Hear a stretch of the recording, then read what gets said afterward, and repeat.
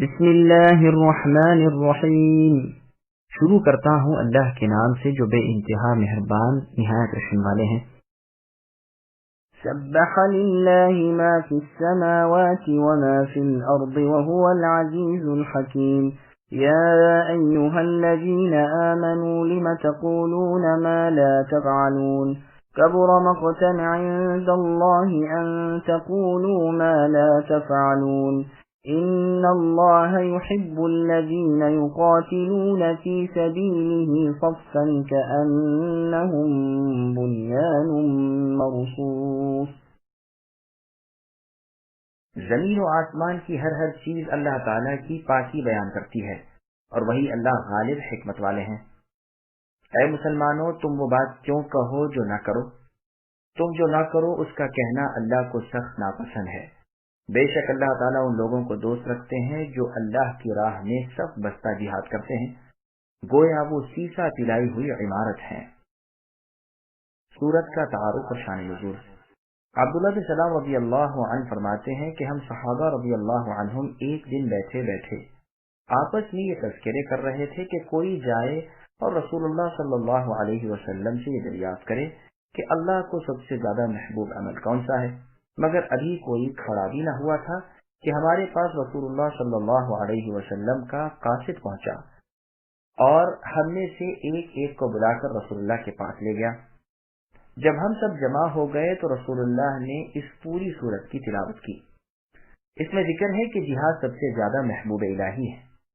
ابن ابی حاتم کی اس حدیث میں ہے کہ ہم رسول اللہ سے سوال کرتے ہوئے ڈرے، اور اس میں یہ بھی ہے کہ جس طرح رسول اللہ نے پوری سورت پڑھ کر سنائی تھی، اسی طرح اس روایت کے بیان کرنے والے صحابی نے تابعی کو پڑھ کر سنائی، اور تابعی نے اپنے شاگرد کو اسی طرح آخر تک۔ اور روایت میں ہے کہ ہم نے کہا تھا اگر ہمیں ایسے عمل کی خبر ہو جائے تو ہم ضرور اس پر عامل ہو جائیں۔ مجھ سے میرے استاد شیخ مسند ابو العباس احمد بن ابو طالب الحجازی رحمۃ اللہ علیہ نے بھی اپنی سند سے حدیث بیان کی ہے، اور اس میں بھی مسلسل ہر استاد کا اپنے شاگرد کو یہ سورت پڑھ کر سنانا مروی ہے، یہاں تک کہ میرے استاد نے بھی اپنے استاد سے اسے سنا ہے۔ لیکن چونکہ میرے استاد خود امی تھے اور اسے یاد کرنے کا انہیں وقت نہیں ملا، انہوں نے مجھے پڑھ کر نہیں سنائی، لیکن الحمدللہ میرے دوسرے استاد حافظ کبیر ابو عبداللہ محمد بن احمد بن عثمان رحمۃ اللہ علیہ نے اپنی سند سے یہ حدیث مجھے پڑھاتے وقت یہ سورت بھی پوری پڑھ کر سنائی ہے۔ سامعین اب ان آیتوں کی تفسیر سماعت کیجیے۔ پہلی آیت کی تفسیر کئی بار گزر چکی ہے، اب پھر اس کا اعادہ کرنے کی ضرورت نہیں۔ پھر ان لوگوں پر انکار ہوتا ہے جو کہیں اور نہ کریں، وعدہ کریں اور وفا نہ کریں۔ بعض علماء سلف نے اس آیت سے استدلال کیا ہے کہ وعدہ پورا کرنا مطلقاً واجب ہے، جس سے وعدہ کیا ہے خواہ وہ تاکید کرے یا نہ کرے۔ ان کی دلیل بخاری و مسلم کی یہ حدیث بھی ہے کہ رسول اللہ صلی اللہ علیہ وسلم نے فرمایا، منافق کی 3 عادتیں ہوتی ہیں: جب وعدہ کرے خلاف کرے، جب بات کرے جھوٹ بولے، اور جب امانت دیا جائے خیانت کرے۔ دوسری صحیح حدیث میں ہے 4 باتیں جس میں ہو وہ خالص منافق ہے، اور جس میں ان 4 میں سے ایک ہو اس میں ایک خصلت نفاق کی ہے جب تک اسے چھوڑ نہ دے۔ ان میں سے ایک عادت وعدہ خلافی کی ہے۔ شرح صحیح بخاری کی ابتدا میں ہم نے ان دونوں احادیث کی پوری شرح کر دی ہے، الحمدللہ۔ اسی لیے یہاں بھی اس کی تاکید میں فرمایا گیا، اللہ تعالیٰ کو یہ بات سخت ناپسند ہے کہ تم وہ کہو جو خود نہ کرو، جو کہو وہ کرو۔ امام مالک رحمۃ اللہ علیہ فرماتے ہیں کہ جب وعدہ کے ساتھ وعدہ کیے ہوئے کی تاکید کا تعلق ہے تو اس وعدے کو وفا کرنا واجب ہو جاتا ہے۔ مثلا کسی شخص نے کسی سے کہہ دیا کہ تو نکاح کر لے اور اتنا ہر روز میں تجھے دیتا رہوں گا۔ اس نے نکاح کر لیا تو جب تک نکاح باقی ہے اس شخص پر واجب ہے کہ اسے اپنے وعدے کے مطابق دیتا رہے، اس لیے کہ اس میں آدمی کے حق کا تعلق ثابت ہو گیا جس پر اس سے بعض سختی کے ساتھ ہو سکتی ہے۔ جہاد کی فرضیت۔ جمہور کا مذہب یہ ہے کہ ایفاء عہد مطلق واجب نہیں۔ اس آیت کا جواب وہ یہ دیتے ہیں کہ جب لوگوں نے جہاد کی فرضیت کی خواہش کی اور فرض ہو گیا تو اب بعض لوگ ہٹنے لگے، جس پر یہ آیت اتری۔ جیسے اور جگہ ہے الم تر الی الذین قیل لهم کفوا ایدیکم، یعنی کیا آپ نے اے نبی انہیں نہ دیکھا جن سے کہا گیا کہ تم اپنے ہاتھ روکے رکھو، پھر جب ان پر جہاد فرض کیا گیا تو ان میں ایسے لوگ بھی نکل آئے جو لوگوں سے اس طرح ڈرنے لگے جیسے اللہ سے ڈرتے ہیں، بلکہ اللہ سے بھی زیادہ۔ کہنے لگے پروردگار، آپ نے ہم پر جہاد کیوں فرض کر دیا؟ کیوں ہمیں ایک وقت مقررہ تک پیچھے نہ چھوڑا جو قریب ہی تو ہے؟ کہہ دیجیے اے نبی کہ اسباب دنیا تو بہت ہی کم ہیں، ہاں پرہیزگاروں کے لیے آخرت بہترین چیز ہے، تم پر کچھ بھی ظلم نہ کیا جائے گا، تم کہیں بھی ہو تمہیں موت ڈھونڈ نکالے گی، گو تم مضبوط محلوں میں ہو۔ ایک اور جگہ فرمایا وَيَقُولُ الَّذِينَ آمَنُوا لَوْلَا نُزِّلَتْ سُورَةٌ إِلَى آخِرِ الْآيَةِ، یعنی مسلمان کہتے ہیں کیوں کوئی صورت نہیں اتاری جاتی، پھر جب کوئی محکم صورت اتاری جاتی ہے اور اس میں لڑائی کا ذکر ہوتا ہے یعنی کافروں کے ساتھ، تو اے نبی آپ دیکھیں گے کہ بیمار دل والے آپ کی طرف اس طرح دیکھیں گے جیسے وہ دیکھتے ہیں جس پر موت کی بے ہوشی ہو۔ اسی طرح کی یہ آیت بھی ہے۔ ابن عباس رضی اللہ عنہما فرماتے ہیں کہ بعض مؤمنوں نے جہاد کی فرضیت سے پہلے کہا کہ کیا ہی اچھا ہوتا اللہ تعالی ہمیں وہ عمل بتلاتے جو اللہ کو سب سے زیادہ پسند ہوتا تاکہ ہم اس پر عامل ہوتے۔ بس اللہ تعالیٰ نے اپنے نبی صلی اللہ علیہ وسلم کو خبر کی کہ سب سے زیادہ پسندیدہ عمل میرے نزدیک ایمان ہے جو شک و شبے سے پاک ہو، اور بے ایمانوں سے جہاد کرنا ہے۔ تو بعض مسلمانوں پر یہ بھاری پڑا جس پر یہ آیت اتری کہ وہ باتیں زبان سے کیوں نکالتے ہو جنہیں کرتے نہیں۔ امام ابن جریر رحمۃ اللہ علیہ اسی کو پسند فرماتے ہیں کہ مسلمانوں نے کہا اگر ہمیں معلوم ہو جاتا کہ کس عمل کو اللہ تعالیٰ بہت پسند فرماتے ہیں تو ہم ضرور وہ عمل بجا لاتے۔ اس پر اللہ عز و جل نے وہ عمل بتایا کہ میری راہ میں صفیں باندھ کر مضبوطی کے ساتھ جم کر جہاد کرنے والوں کو میں بہت پسند فرماتا ہوں۔ پھر احد والے دن ان کی آزمائش ہو گئی اور لوگ پیٹ پھیر کر بھاگ کھڑے ہوئے، جس پر یہ فرمان عالی شان اترا کہ کیوں وہ کہتے ہو جو کر نہیں دکھاتے۔ بعض حضرات فرماتے ہیں یہ ان کے بارے میں نازل ہوئی ہے جو کہیں ہم نے جہاد کیا اور حالانکہ جہاد نہ کیا ہو، کہہ دیں کہ ہم زخمی ہوئے اور ہوئے نہ ہو، کہہ دیں کہ ہم پر مار پڑی اور پڑی نہ ہو، کہہ دیں کہ ہم قید کیے گئے اور قید نہ کیے گئے ہوں۔ ابن زید رحمۃ اللہ علیہ فرماتے ہیں اس سے مراد منافق ہیں کہ مسلمانوں کی مدد کا وعدہ کرتے لیکن وقت پر پورا نہ کرتے۔ زید ابن اسلم رحمۃ اللہ علیہ جہاد مراد لیتے ہیں۔ مجاہد رحمۃ اللہ علیہ فرماتے ہیں ان کہنے والوں میں عبداللہ بن رواحہ انصاری رضی اللہ عنہ بھی تھے۔ جب یہ آیت اتری اور معلوم ہوا کہ جہاد سب سے زیادہ عمدہ عمل ہے تو آپ نے عہد کر لیا کہ میں تو اب سے لے کر مرتے دم تک اللہ کی راہ میں اپنے تئیں وقف کر چکا، چنانچہ اسی پر قائم بھی رہے یہاں تک کہ فی سبیل اللہ شہید ہو گئے۔ ابو موسیٰ اشعری رضی اللہ عنہ نے بصرہ کے قاریوں کو ایک مرتبہ بلوایا تو 300 قاری ان کے پاس آئے جن میں سے ایک قاری قرآن تھا۔ پھر فرمایا تم اہل بصرہ کے قاری اور ان میں سے بہترین لوگ ہو، سنو ہم ایک سورت پڑھتے تھے جو مسبحات کی صورتوں کے مشابہ تھی، پھر ہم اسے بھول گئے، ہاں مجھے اس میں سے اتنا یاد رہ گیا، یا ایھا الذین آمنوا لم تقولون ما لا تفعلون فتکتب شہادۃ فی اعناقکم فتسألون عنها یوم القیامہ، یعنی اے ایمان والو وہ کیوں کہو جو نہ کرو، پھر وہ لکھا جائے اور تمہاری گردنوں میں بطور گواہ کے لٹکا دیا جائے، پھر قیامت کے دن اس کی بابت بات پرس ہو۔ پھر فرمایا اللہ تعالیٰ کے محبوب وہ لوگ ہیں جو صفیں باندھ کر اللہ تعالیٰ کے دشمن کے مقابلے میں ڈٹ جاتے ہیں تاکہ اللہ کا بول بالا ہو، اسلام کی حفاظت ہو اور دین کا غلبہ ہو۔ جہاد کے فضائل ابن ابی حاتم میں ہے، مطرف رحمۃ اللہ علیہ فرماتے ہیں مجھے بروایت ابو ذر رضی اللہ عنہ ایک حدیث پہنچی تھی، میرے جی میں تھا کہ خود ابو ذر رضی اللہ عنہ سے مل کر یہ حدیث آمنے سامنے سن لوں، چنانچہ ایک مرتبہ جا کر آپ سے ملاقات کی اور واقعہ بیان کیا۔ آپ نے خوشنودی کا اظہار فرما کر کہا وہ حدیث کیا ہے؟ میں نے کہا یہ کہ اللہ تعالیٰ 3 شخصوں کو دشمن جانتے ہیں اور 3 کو دوست رکھتے ہیں۔ فرمایا ہاں، میں اپنے خلیل محمد صلی اللہ علیہ وسلم پر جھوٹ نہیں بول سکتا۔ فی الواقع آپ نے ہم سے یہ حدیث بیان فرمائی ہے۔ میں نے پوچھا وہ 3 کون ہیں جنہیں اللہ تعالیٰ محبوب جانتے ہیں؟ فرمایا ایک تو وہ جو اللہ کی راہ میں جہاد کرے خالص اللہ کی خوشنودی کی نیت سے نکلے، دشمن سے جب مقابلہ ہو تو دلیرانہ جہاد کرے۔ تم اس کی تصدیق خود کتاب اللہ میں بھی دیکھ سکتے ہو۔ پھر آپ رضی اللہ عنہ نے یہی آیت تلاوت فرمائی اور پھر پوری حدیث بیان کی۔ ابن ابی حاتم میں یہ حدیث اسی طرح انہی الفاظ میں اتنی ہی آئی ہے۔ ہاں ترمذی اور نسائی میں پوری حدیث ہے اور ہم نے بھی اسے دوسری جگہ پوری وارد کی ہے، فالحمدللہ۔ کعب الاحبار رحمۃ اللہ علیہ سے ابن ابی حاتم میں منقول ہے، اللہ تعالیٰ اپنے نبی صلی اللہ علیہ وسلم سے فرماتے ہیں، آپ میرے بندے متوکل اور پسندیدہ ہیں، بد خلق بد زبان، بازاروں میں شور و غل کرنے والے نہیں ہیں، برائی کا بدلہ برائی سے نہیں دیتے بلکہ درگزر کر کے معاف کر دیتے ہیں۔ جائے پیدائش آپ کی مکہ ہے، جائے ہجرت طابہ ہے یعنی مدینہ المنورہ، ملک آپ کا شام ہے، امت آپ کی بکثرت اللہ تعالیٰ کی حمد کرنے والی ہے، ہر حال میں اور ہر منزل میں اللہ تعالیٰ کی حمد و ثنا بیان کرتے رہتے ہیں۔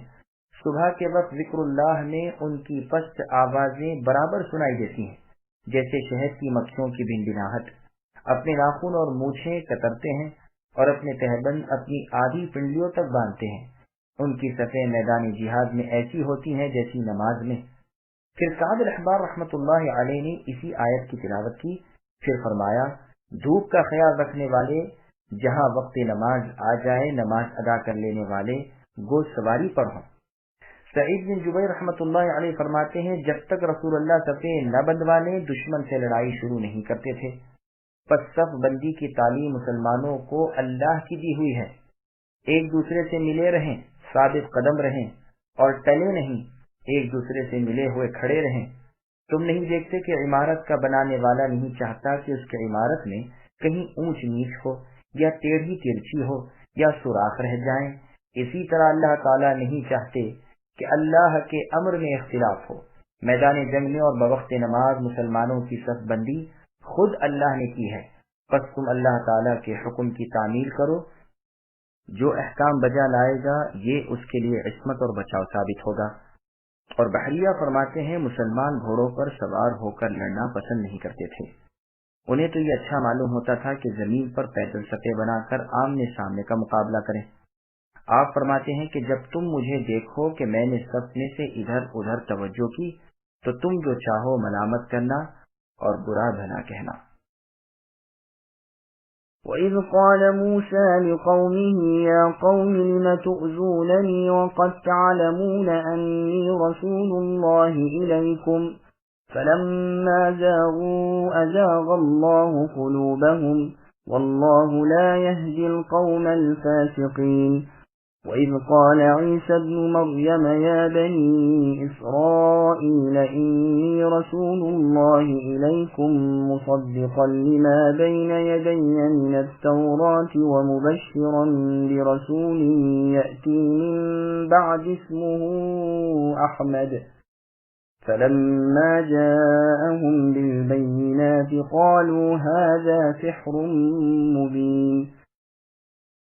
اور یاد کرو جب کہ موسیٰ علیہ السلام نے اپنی قوم سے کہا، اے میری قوم کے لوگوں تم مجھے کیوں ستا رہے ہو، حالانکہ تمہیں بخوبی معلوم ہے کہ میں تمہاری جانب اللہ کا رسول ہوں۔ پس جب وہ لوگ ٹیڑھے ہی رہے تو اللہ نے ان کے دلوں کو اور ٹیڑھا کر دیا۔ اللہ تعالیٰ نافرمان قوم کو ہدایت نہیں دیتے۔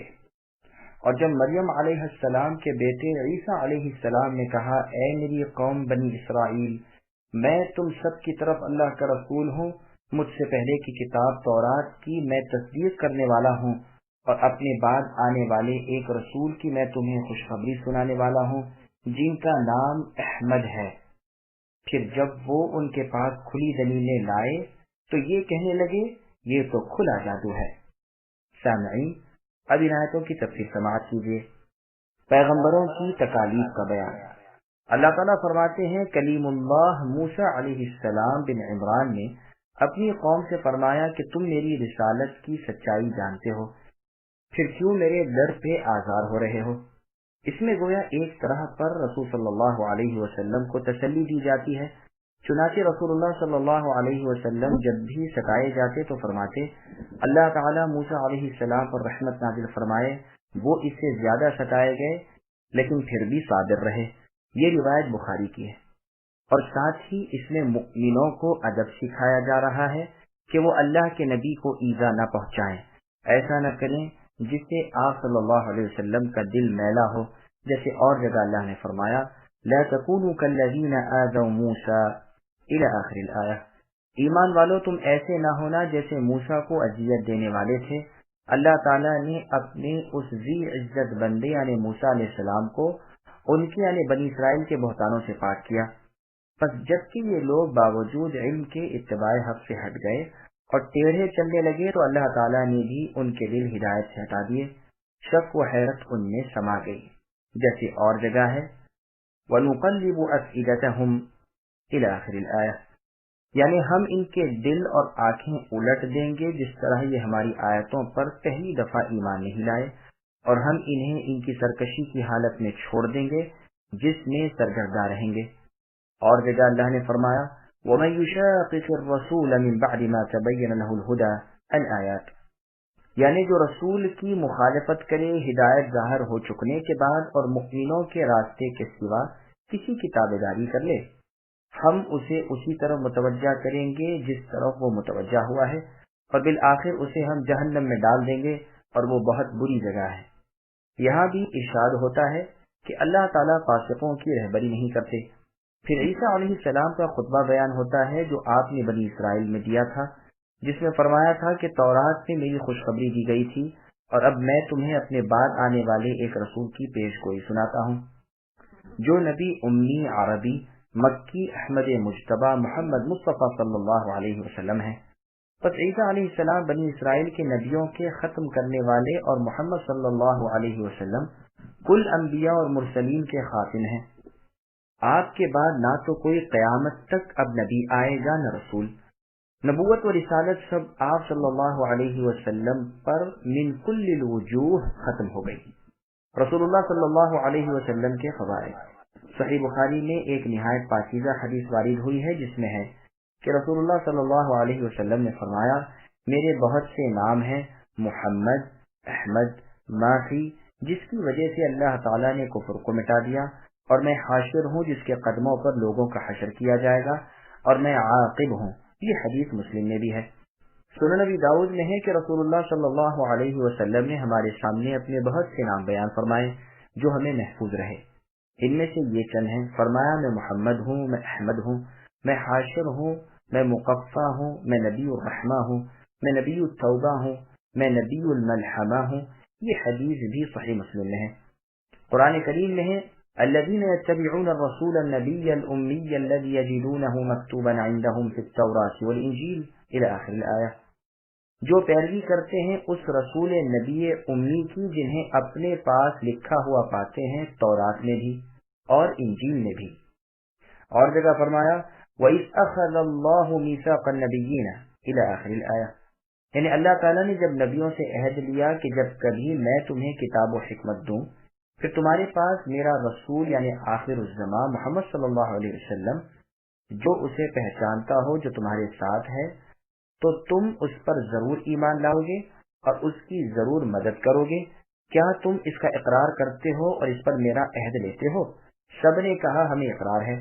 فرمایا بس گواہ رہو اور میں بھی تمہارے ساتھ گواہوں میں ہوں۔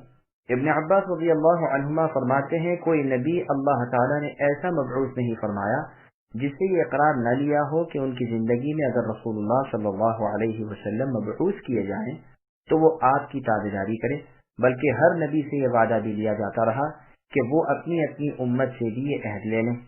ایک مرتبہ صحابہ رضی اللہ عنہ نے دریافت کیا کہ اللہ کے رسول آپ ہمیں اپنی خبر سنائیے۔ آپ نے فرمایا میں اپنے باپ ابراہیم علیہ السلام کی دعا ہوں اور عیسیٰ علیہ السلام کی خوشخبری ہوں۔ میری والدہ آمینہ کا جب پاؤں بھاری ہوا تو خواب میں دیکھا کہ گویا ان میں سے ایک نور نکلا ہے جس سے شام کے شہر بصرہ کے محلات چمک اٹھے۔ اس کی سند بڑی عمدہ ہے اور دوسری سندوں سے اس کے شواہد بھی ہیں۔ رسول اللہ صلی اللہ علیہ وسلم عیسیٰ علیہ السلام کی بشارت ہیں۔ مسند احمد میں ہے میں اللہ تعالیٰ کے نزدیک خاتم النبیین تھا، درا حالہ کہ آدم علیہ السلام اپنی مٹی میں گدے ہوئے تھے۔ میں تمہیں اس کی ابتدا سناؤں؟ میں اپنے والد ابراہیم علیہ السلام کی دعا، عیسیٰ علیہ السلام کی بشارت اور اپنی ماں آمنہ کا خواب ہوں۔ انبیاء کی والدہ کو اسی طرح خواب دکھائے جاتے ہیں۔ مسند کی ایک اور حدیث میں ہے، رسول اللہ صلی اللہ علیہ وسلم نے ہمیں نجاشی بادشاہ حبشہ کے ہاں بھیج دیا تھا۔ ہم تقریباً 80 آدمی تھے۔ ہم میں عبداللہ بن مسعود، جعفر بن ابی طالب، عبداللہ بن رواحہ، عثمان بن مظعون، ابو موسیٰ الاشعری رضی اللہ عنہم وغیرہ بھی تھے۔ ہمارے یہاں پہنچنے پر قریش نے یہ خبر پا کر ہمارے پیچھے اپنی طرف سے بادشاہ کے پاس اپنے 2 سفیر بھیجے، عمرو بن العاص اور عمارہ بن ولید۔ ان کے ساتھ دربار شاہی کے لیے تحفے بھی بھیجے۔ جب یہ آئے تو انہوں نے بادشاہ کے سامنے سجدہ کیا، پھر دائیں بائیں گھوم کر بیٹھ گئے، پھر اپنی درخواست پیش کی کہ ہمارے کنبے قبیلے کے چند لوگ ہمارے دین کو چھوڑ کر، ہم سے بگڑ کر آپ کے ملک میں چلے آئے ہیں۔ ہماری قوم نے ہمیں اس لیے آپ کی خدمت میں بھیجا ہے کہ آپ انہیں ہمارے حوالے کر دیجیے۔ نجاشی نے پوچھا وہ کہاں ہیں؟ انہوں نے کہا یہیں اسی شہر میں ہیں۔ حکم دیا کہ انہیں حاضر کرو۔ چنانچہ یہ مسلمان صحابہ رضی اللہ عنہم دربار میں آئے۔ ان کے خطیب اس وقت جعفر بن ابی طالب رضی اللہ عنہ تھے، باقی لوگ ان کے ماتحت تھے۔ یہ جب آئے تو انہوں نے سلام تو کیا لیکن سجدہ نہیں کیا۔ درباریوں نے کہا تم بادشاہ کے سامنے سجدہ کیوں نہیں کرتے؟ جواب ملا کہ ہم اللہ تعالیٰ کے سوا کسی اور کو سجدہ نہیں کرتے۔ پوچھا گیا کیوں؟ فرمایا اللہ تعالیٰ نے اپنا رسول یعنی محمد صلی اللہ علیہ وسلم ہماری طرف بھیجا اور اس رسول نے ہمیں حکم دیا ہے کہ ہم اللہ کے سوا کسی اور کو سجدہ نہ کریں، اور اللہ کے رسول نے ہمیں حکم دیا ہے کہ ہم نماز پڑھتے رہیں، زکوٰۃ ادا کرتے رہیں۔ اب عمرو بن العاص مشرکین مکہ کے 2 سفیروں میں سے ایک، اس سے نہ رہا گیا کہ ایسا نہ ہو کہ ان باتوں کا اثر بادشاہ پر پڑے۔ درباریوں اور خود بادشاہ کو بھڑکانے کے لیے وہ بیچ میں بول پڑا کہ حضور، ان کے اعتقاد عیسیٰ ابن مریم علیہ السلام کے بارے میں آپ لوگوں سے بالکل مخالف ہیں۔ اس پر بادشاہ نے پوچھا بتلاؤ تم عیسیٰ علیہ السلام کے اور ان کی والدہ مریم کے بارے میں کیا عقیدہ رکھتے ہو؟ جعفر رضی اللہ عنہ نے کہا ہمارا عقیدہ اس بارے میں وہی ہے جو اللہ تعالیٰ نے اپنی کتاب میں ہمیں تعلیم فرمایا ہے کہ وہ کلمت اللہ ہیں، روح اللہ ہیں۔ جس روح کو اللہ تعالیٰ نے کنواری مریم بطول علیہ السلام کی طرف القاء کیا، جو کنواری تھی، کسی انسان نے ہاتھ بھی نہیں لگایا تھا، نہ انہیں بچہ ہونے کا کوئی موقع تھا۔ بادشاہ نے یہ سن کر زمین سے ایک تنکا اٹھایا اور کہا اے حبشہ کے لوگوں اور اے واعظوں، عالموں اور درویشوں، ان کا اور ہمارا اس بارے میں ایک ہی عقیدہ ہے۔ اللہ کی قسم ان کے اور ہمارے عقیدے میں اس تنکے جتنا بھی فرق نہیں۔ اے جماعت مہاجرین، تمہیں مرحباً ہو اور اس رسول کو بھی مرحباً ہو جن کے پاس سے تم آئے ہو۔ میری گواہی ہے کہ وہ اللہ کے سچے رسول ہیں، وہی ہیں جن کی پیش گوئی ہم نے انجیل میں پڑھی ہے، اور یہ وہی ہیں جن کی بشارت ہمارے پیغمبر عیسیٰ علیہ السلام نے دی ہے۔ میری طرف سے تمہیں عام اجازت ہے، جہاں چاہو رہو سہو۔ اللہ کی قسم اگر ملک کے اس جھنجٹ سے میں آزاد ہوتا تو میں قطعاً رسول اللہ صلی اللہ علیہ وسلم کی خدمت میں حاضر ہوتا، آپ کی جوتیاں اٹھاتا، آپ کی خدمت کرتا اور آپ کو وضو کراتا۔ اتنا کہہ کر حکم دیا کہ یہ دونوں قریشی جو تحفے لے کر آئے ہیں وہ انہیں واپس کر دیے جائیں۔ ان مہاجرین کرام میں سے عبداللہ بن مسعود رضی اللہ عنہ تو جلد ہی رسول اللہ سے آ ملے۔ جنگ بدر میں بھی آپ نے شرکت کی۔ اس شاہ حبشہ کے انتقال کی خبر جب رسول اللہ صلی اللہ علیہ وسلم کو پہنچی تو آپ نے اس کے لیے بخشش کی دعا مانگی۔ یہ پورا واقعہ جعفر اور ام سلمہ رضی اللہ عنہما سے مروی ہے۔ تفسیری موضوع سے چونکہ یہ الگ چیز ہے اس لیے ہم نے یہاں اسے مختصراً وارد کر دیا، مزید تفصیل سیرت کی کتابوں میں ملاحظہ ہو۔ ہمارا مقصد یہ ہے کہ عالی جناب محمد صلی اللہ علیہ وسلم کی بابت اصل انبیاء علیہم السلام برابر پیش گوئیاں کرتے رہے اور اپنی امت کو اپنی کتاب میں سے آپ کی صفتیں سناتے رہے اور آپ کی اتباع اور نصرت کا انہیں حکم کرتے رہے۔ ہاں، رسول اللہ صلی اللہ علیہ وسلم کے امر کی شہرت ابراہیم خلیل علیہ السلام کی دعا کے بعد ہوئی جو تمام انبیاء کے باپ تھے۔ اسی طرح مزید شہرت کا باعث عیسیٰ علیہ السلام کی بشارت ہوئی جس حدیث میں رسول اللہ نے سائل کے سوال پر اپنے امر نبوت کی نسبت دعائے خلیل اور نبی مسیح کی طرف کی ہے، اس سے یہی مراد ہے۔ ان دونوں کے ساتھ رسول اللہ کا اپنی والدہ محترمہ کے خواب کا ذکر کرنا اس لیے تھا کہ اہل مکہ میں رسول اللہ کی شروع شہرت کا باعث یہ خواب تھا۔ اللہ تعالیٰ آپ پر بے شمار درود و رحمت بھیجے۔ پھر ارشاد ہوتا ہے کہ باوجود اس قدر شہرت اور باوجود انبیاء کی متواتر پیش گوئیوں کے بھی جب رسول اللہ روشن دلیلیں لے کر آئے تو مخالفین نے اور کافروں نے کہہ دیا کہ یہ تو صاف صاف جادو ہے۔ ومن أظلم ممن افترى على الله الكذب وهو يدعى إلى الإسلام والله لا يهدي القوم الظالمين يريدون ليطفئوا نور الله بأفواههم والله متم نوره ولو كره الكافرون هو الذي أرسل رسوله بالهدى ودين الحق ليظهره على الدين كله ولو كره المشركون۔ اور اس شخص سے زیادہ ظالم اور کون ہوگا جو اللہ پر جھوٹ افترا باندھے حالانکہ وہ اسلام کی طرف بلایا جاتا ہے، اور اللہ ایسے ظالموں کو ہدایت نہیں کرتے۔ چاہتے ہیں کہ اللہ کے نور کو اپنے منہ سے بجھا دیں، اور اللہ اپنے نور کو کمال تک پہنچانے والے ہیں، گو کافر برا مانے۔ وہی اللہ ہے جنہوں نے اپنے رسول محمد صلی اللہ علیہ وسلم کو ہدایت اور سچا دین دے کر بھیجا ہے تاکہ اسے اور تمام دینوں پر غالب کر دے اگرچہ مشرکین ناخوش ہوں۔ سامعین اب ان آیتوں کی تفسیر سماعت کیجیے۔ اللہ کا دین روشن ہے۔ ارشاد ہوتا ہے کہ جو شخص اللہ تعالیٰ پر جھوٹ افترا باندھے اور اللہ کے شریک کو صحیح مقرر کرے، اس سے بڑھ کر کوئی ظالم نہیں۔ اگر یہ شخص بے خبر ہوتا جب بھی ایک بات تھی، یہاں تو یہ حالت ہے کہ وہ اخلاص اور توحید کی طرف برابر بلایا جا رہا ہے۔ بھلا ایسے ظالموں کی قسمت میں ہدایت کہاں؟ ان کفار کی چاہت تو یہ ہے کہ حق کو باطل سے رد کر دیں۔ ان کی مثال بالکل ایسی ہے جیسے کوئی سورج کی شعاع کو اپنے منہ کی پھونک سے بے نور کرنا چاہے۔ جس طرح یہ محال ہے کہ اس کے منہ کی پھونک سے سورج کی روشنی جاتی رہے، اسی طرح یہ بھی محال ہے کہ اللہ کا دین ان کفار سے رد ہو جائے۔ اللہ تعالیٰ فیصلہ کر چکے ہیں کہ وہ اپنے نور کو پورا کر کے ہی رہیں گے، کافر برا مانے تو مانتے رہیں۔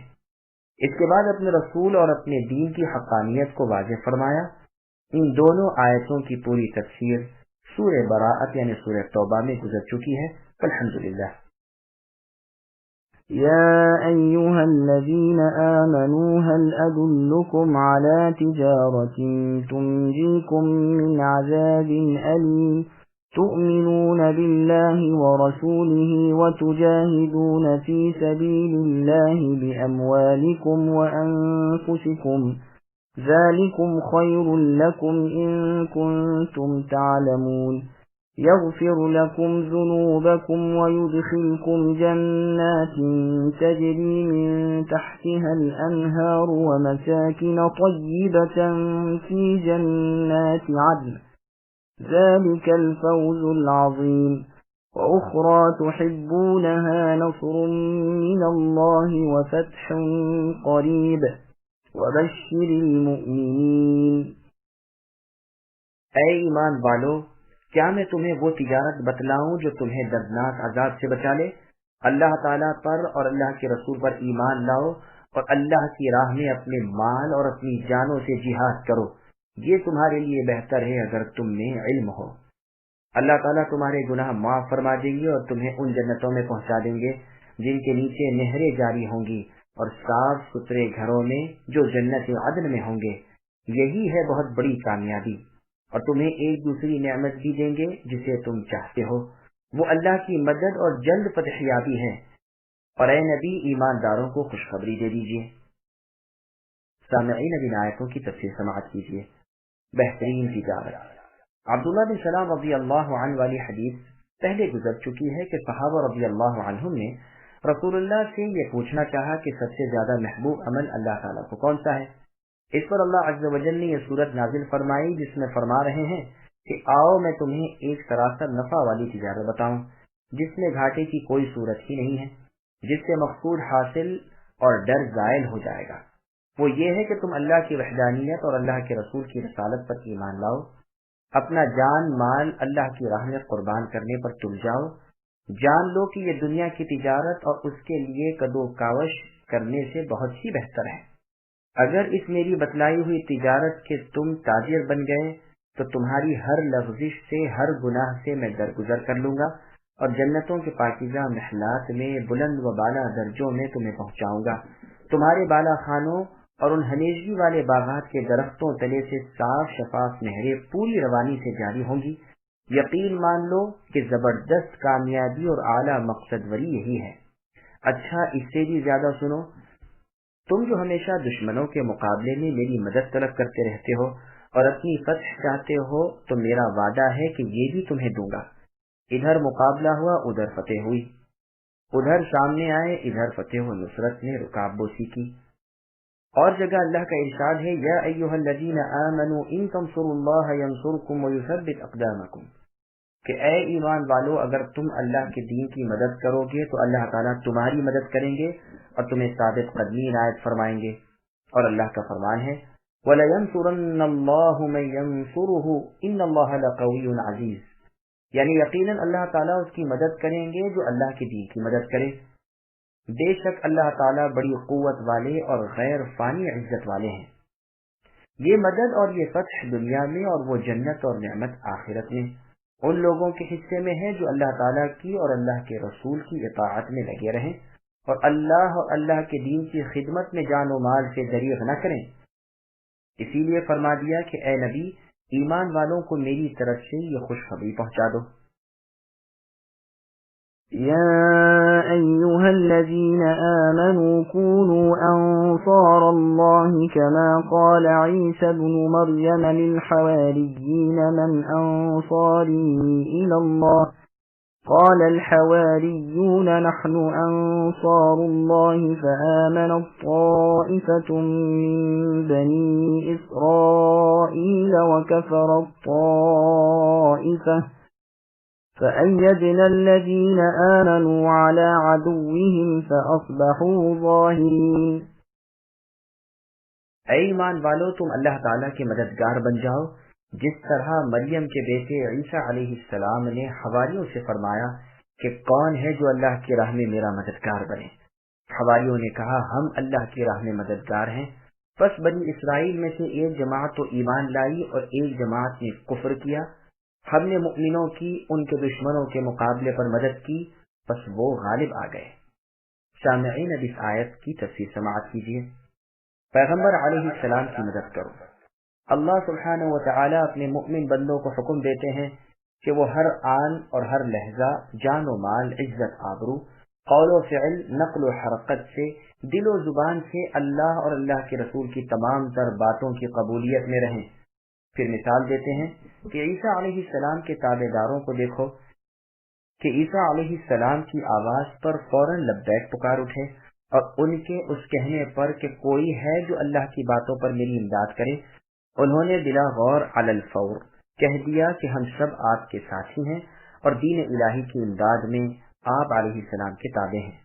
چنانچہ روح اللہ عیسیٰ ابن مریم علیہ السلام نے اسرائیلیوں اور یونانیوں میں انہیں مبلغ بنا کر شام کے شہروں میں بھیجا۔ حج کے دنوں میں نبی صلی اللہ علیہ وسلم بھی فرمایا کرتے تھے کہ کوئی ہے جو مجھے جگہ دے تاکہ میں اللہ تعالیٰ کی رسالت کو پہنچا دوں، قریش تو مجھے رب کا پیغام پہنچانے سے روک رہے ہیں۔ یہ روایت مسند احمد وغیرہ کی ہے۔ چنانچہ اہل مدینہ کے قبیلے اوس اور خزرج کو اللہ تعالیٰ نے سعادت ابدی بخشی۔ انہوں نے رسول اللہ سے بیعت کی، رسول اللہ کی باتیں قبول کی اور مضبوط عہد و پیما کیے کہ اگر آپ ہمارے ہاں آ جائیں تو پھر کسی سرخ و سیاہ کی طاقت نہیں جو آپ کو دکھ پہنچائے۔ ہم آپ کی طرف سے جانیں لڑا دیں گے اور آپ پر کوئی آنچ نہ آنے دیں گے۔ پھر جب رسول اللہ صلی اللہ علیہ وسلم اپنے ساتھیوں کو لے کر ہجرت کر کے ان کے ہاں گئے تو فی الواقع انہوں نے اپنے کہے کو پورا کر دکھایا اور اپنی زبان کی پاسداری کی۔ اسی لیے انصار کے معزز لقب سے ممتاز ہوئے اور یہ لقب گویا ان کا امتیازی نام بن گیا۔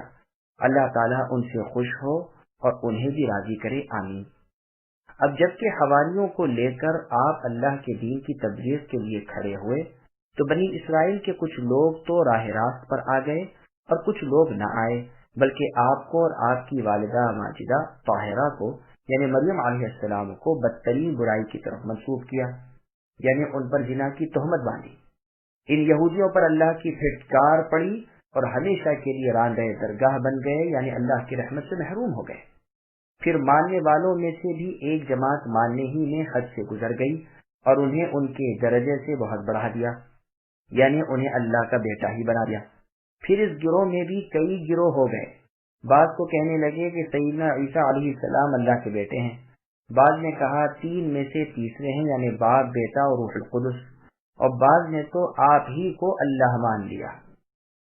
ان سب کا ذکر سورہ نساء میں مفصل ملاحظہ ہو۔ سچے ایمان والوں کی جناب باری تعالیٰ نے اپنے آخر الزمان پیغمبر محمد صلی اللہ علیہ وسلم کی بعثت سے تائید کی، ان کے دشمن نصرانیوں پر انہیں غالب کر دیا۔ عیسیٰ علیہ السلام کے ساتھیوں کا ذکر۔ ابن عباس رضی اللہ عنہما فرماتے ہیں جب اللہ تعالیٰ کا ارادہ ہوا کہ عیسیٰ علیہ السلام کو آسمان پر چڑھائے، عیسیٰ علیہ السلام نہا دھو کے اپنے اصحاب یعنی حواریوں کے پاس آئے، سر سے پانی کے قطرے ٹپک رہے تھے۔ یہ 12 اصحاب تھے جو ایک گھر میں بیٹھے ہوئے تھے۔ آتے ہی فرمایا تم نے وہ بھی ہیں جو مجھ پر ایمان لا چکے ہیں لیکن پھر میرے ساتھ کفر کریں گے، اور ایک دو دفعہ نہیں بلکہ 12 مرتبہ۔ پھر فرمایا تم میں سے کون اس بات پر آمدہ ہے کہ اس پر میری مشابہت ڈالی جائے اور وہ میرے بدلے قتل کیا جائے اور جنت میں میرے درجے میں میرا ساتھی بنے۔ ایک نوجوان جو ان سب میں کم عمر تھا اٹھ کھڑا ہوا اور اپنے تئیں پیش کیا۔ آپ علیہ السلام نے فرمایا تم بیٹھ جاؤ۔ پھر وہی بات کہی۔ اب کی مرتبہ بھی وہی کم عمر نوجوان صحابی کھڑے ہوئے۔ عیسیٰ علیہ السلام نے اب کی مرتبہ بھی انہیں بٹھا دیا۔ پھر تیسری مرتبہ یہی سوال کیا۔ اب کی مرتبہ بھی یہی نوجوان کھڑے ہوئے۔ عیسیٰ علیہ السلام نے فرمایا بہت بہتر۔ اسی وقت ان کی شکل و صورت بالکل عیسیٰ علیہ السلام جیسی ہو گئی اور خود عیسیٰ علیہ السلام اسی گھر کے ایک روزن سے آسمان کی طرف اٹھا لیے گئے۔ اب یہودیوں کی دوڑ آئی، انہوں نے اس نوجوان کو عیسیٰ علیہ السلام سمجھ کر گرفتار کر لیا اور قتل کر دیا اور سولی پر چڑھا دیا، اور عیسیٰ علیہ السلام کی پیش گوئی کے مطابق ان باقی 11 لوگوں میں سے بعض نے 12 مرتبہ کفر کیا، حالانکہ اس سے پہلے ایماندار تھے۔ پھر بنی اسرائیل کے ماننے والے گروہ کے 3 فرقے ہو گئے۔ ایک فرقے نے تو کہا کہ خود اللہ ہمارے درمیان بصورت مسیح عیسیٰ علیہ السلام تھا، جب تک چاہا رہے، پھر آسمان پر چڑھ گئے۔ انہیں یعقوبیہ کہا جاتا ہے۔ ایک فرقے نے کہا کہ ہم نے اللہ کا بیٹا تھا، جب تک اللہ نے چاہا اسے ہم نے رکھا اور جب چاہا اپنی طرف چڑھا لیا۔ انہیں نفتوریہ کہا جاتا ہے۔ تیسری جماعت حق پر قائم رہی۔ ان کا عقیدہ ہے کہ اللہ کے بندے اور اس کے رسول عیسیٰ علیہ السلام ہم نے تھے، جب تک اللہ کی چاہت رہی آپ علیہ السلام ہم میں موجود رہے، پھر اللہ تعالیٰ نے اپنی طرف اٹھا لیا۔ یہ جماعت مسلمانوں کی ہے۔ پھر ان دونوں کافر جماعتوں کی طاقت بڑھ گئی اور انہوں نے ان مسلمانوں کو مار پیٹ کر قتل و غارت کرنا شروع کیا، اور یہ دبے بچھے اور مغلوب ہی رہے، یہاں تک کہ اللہ تعالیٰ نے اپنے نبی محمد صلی اللہ علیہ وسلم کو مبعوث فرمایا۔ پس بنی اسرائیل کی وہ مسلمان جماعت نبی صلی اللہ علیہ وسلم پر ایمان لائی اور ان کافر جماعتوں نے رسول اللہ سے بھی کفر کیا۔ پس ان ایمان والوں کی اللہ تعالیٰ نے مدد کی اور انہیں ان کے دشمنوں پر غالب کر دیا۔ محمد صلی اللہ علیہ وسلم کا غالب آ جانا اور دین اسلام کا تمام ادیان کو مغلوب کر دینا ہی ان کا غالب آنا اور اپنے دشمنوں پر فتح پانا ہے۔ ملاحظہ ہو تفسیر ابن جریر اور سنن نسائی۔ پس یہ امت حق پر قائم رہ کر ہمیشہ تک غالب رہے گی، یہاں تک کہ امر اللہ یعنی قیامت آ جائے، اور یہاں تک کہ اس امت کے آخری لوگ عیسیٰ علیہ السلام کے ساتھ ہو کر مسیح الدجال سے لڑائی کریں گے، جیسے کہ صحیح احادیث میں موجود ہے۔ واللہ اعلم۔ سامعین الحمدللہ، سورۃ الصف کی تفسیر مکمل ہوئی۔